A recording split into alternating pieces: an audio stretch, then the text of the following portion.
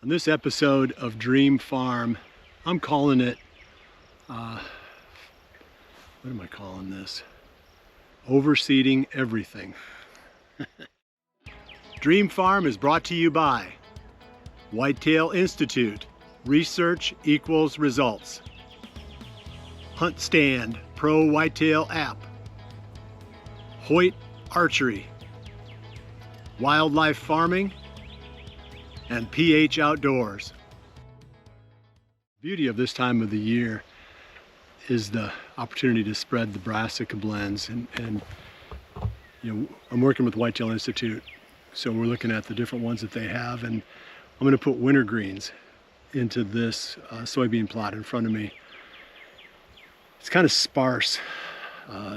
This one is. Some of my beans actually did okay, but I'm not going to have to do any overseeding. But this isn't one of them. This one's got quite a few little openings. So anytime you can get the sunlight to the ground, it makes sense to go ahead and overseed that at this time of the year with the brassicas. In this case, like I said, the wintergreens. And that's turnips, radishes, I think there's maybe some dwarf Essex rape. I'd have to look at the label to tell you exactly what's in the blend. But it's a real nice blend of various brassicas that they become attractive to the deer at different points during the fall. Some of them are attractive a little bit earlier than others. Some of them are, not that attractive until after the first hard freeze. So it's nice to have a blend because it does spread the deer. It spreads out what what's attracting them over a period of months rather than all happening at once.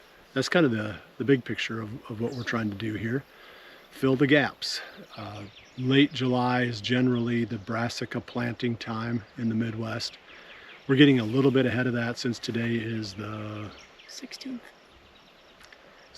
So we're probably about a week or so early. But it doesn't really matter because if it doesn't germinate before the end of July, then it's not as if you planted it too early. So the goal is to get, I think it was 60 days. So it'd be August, September. Yeah, I think it's 60 days roughly before the first frost and 90 days ideally before the killing frost. The killing frost is when it gets really cold and then everything's done after that. Because the brassicas will withstand a little bit of frost and then they continue to bounce back and keep growing. So we're trying to create a second level of forage in these plots. Because the deer came in here and they ate part of it during the summer, or for whatever reason we didn't get good germination, maybe it was poor quality seed or whatever it might have been. So let me go through the squad really quick and then we'll get to work. You guys all know Jordan. Amos, you don't know Amos yet. He's the intern candidate. I'm going to call him a candidate. At some point I'm actually going to call him an intern, but I'm not going to call him an actual intern until I get a whole bunch of free work out of him at the farm. I'm gonna say, well, we'll see.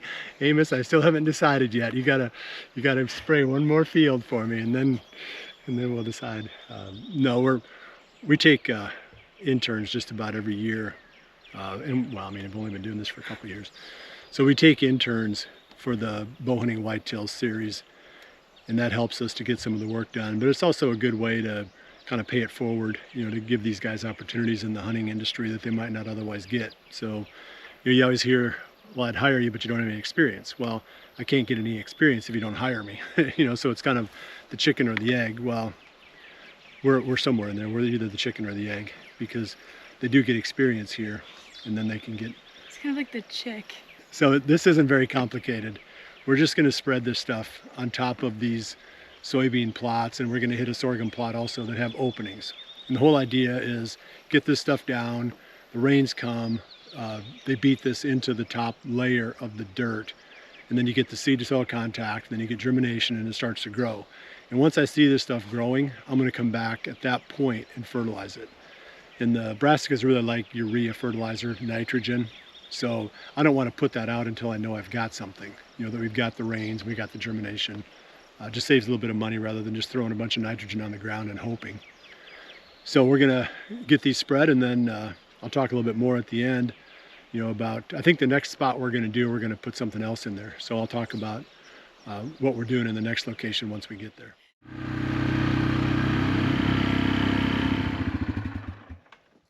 Okay, I'm at spot number 2 now. This is an opening, just a small opening in the woods up on top of this ridge, and I killed it a couple of weeks ago. I'm going to experiment here with something. I'm just going to spread the wintergreens in there without doing anything else. I'll see if the seed will work down through the grass. Maybe I'll come back and mow it in a few days, and then that'll throw the dead grass on top of it and shake the seed down to the ground level. Hopefully I can get seed to soil contact that way and germination. The other option is to, I guess I could mow it first and then spread it, but then your seed is sitting on top of the thatch. It's always tricky whenever you just broadcast into a spot without creating bare dirt, because again, germination comes from the seed making good contact with the soil, and then the moisture kind of bonds the two together, and then the germination starts, and then the process goes from there. This is the ridge that I think the Jordan buck lives on, at least part of the time. We're getting a lot of daylight pictures of him about 100 yards that way last year. I've got a tree stand behind me over my right shoulder. I think it'll be one of the spots where we hunt him. So just sweetening this up just a little bit with some wintergreens in front of this stand definitely could make a difference in the outcome of the season. I'll talk just for a minute about rates on the broadcast seeding like this. Here I'm going into taller weeds. I'm not going to get great seed to soil contact. Even if I come back and mow this, it's still going to be a certain percentage of the seed isn't going to make it down to the dirt. So I'm spreading probably just a little bit higher than what the rate would be recommended on the bag. If you're spreading onto bare dirt, especially if it's been tilled, where you're going to get really, really good germination, really, really good seed to soil contact, the recommended rate on the bag is where you want to be. If you're drilling it, same thing. You want to be at the recommended rate. But if you're broadcasting into something like this, and what I was doing earlier in the beans was the same thing. I was going in just a little bit heavier than what the rate would be that's called for on the bag. So just kind of keep that in mind. What you're spreading into should affect how heavy of a rate that you put down.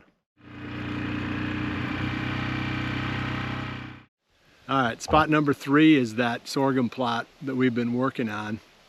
Sorghum is a great food plot crop, because if you put it, especially if you put it on 30-inch rows, I was on 22.5, but if you put it on 30-inch rows, there'd be a lot of space between the rows to do this overseeding, and you can get a really nice second crop with your brassicas, or potentially a little bit later in the fall you could do a cereal grain, or maybe both. I like the brassicas myself because I like the amount of tonnage of forage that you get with brassicas compared to the cereal grains. You just get more food. So in the future, I think I'm going to do more of the sorghum. I got to figure out the herbicide situation to keep from having to fight the grass and the weeds after the sorghum comes up. But once I get that nailed down, I think sorghum is going to be one of my go-tos, because just like beans, you can come back and you can spread into it like this. But unlike beans, the deer don't eat the sorghum during the summer. They just pound these beans during the summer. This one's not looking terrible, the bean side of it, but boy, if it would have been a dry year at all, if it wouldn't have been growing as fast as it has, there probably wouldn't be hardly any beans here. This is maybe an acre bean plot, fairly remote. It's in a spot where the deer wouldn't see people ever, other than me coming in here once in a while. So they could be out here at all times during the day feeding on these beans. So I'm going to get to spreading on the sorghum side, and then we'll keep moving.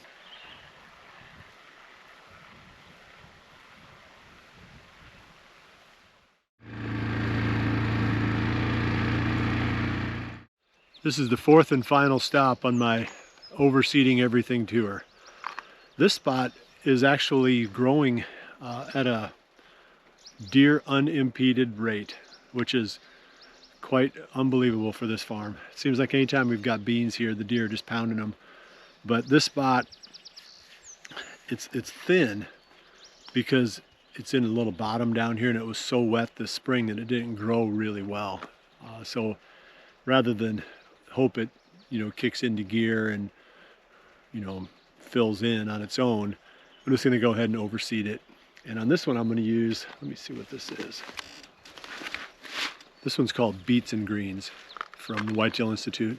I'm just trying a bunch of different stuff just to see what works, and you know, just a little experimenting. It's kind of fun. So let me see what's in this. Hold on just a second.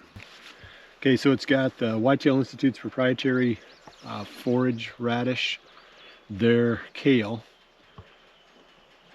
rape, I'm sure that's dwarf Essex rape, the sugar beet, tall tine turnip, which is like a version of the purple top turnip. So that's what's in this blend.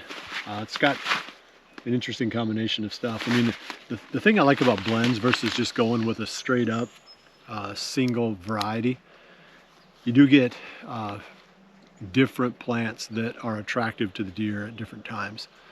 So this one's got the potential of, you know, spreading out the forage over the whole season, rather than if you plant just one thing, then it's only going to be super attractive at one time during the season, where, you know, these blends are, like I said, they're nice for spreading out the deer attraction over the whole season. So yeah, it shows even early season attraction. And I think that might be the dwarf Essex rape, I'm not sure. And it shows late season forage, and that's your, it looks like your radishes and your turnips. That might be kale, I don't know. They've got pictures of the stuff on there. So, like I said, a little of everything.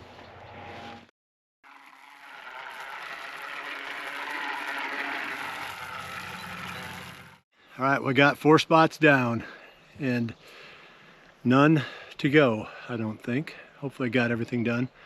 A few more projects on the farm yet for the rest of the summer, but starting to wind down. I think now is the time. Like I said, a little tiny bit early for planting the brassicas, but you know, sometime the end of July is about ideal.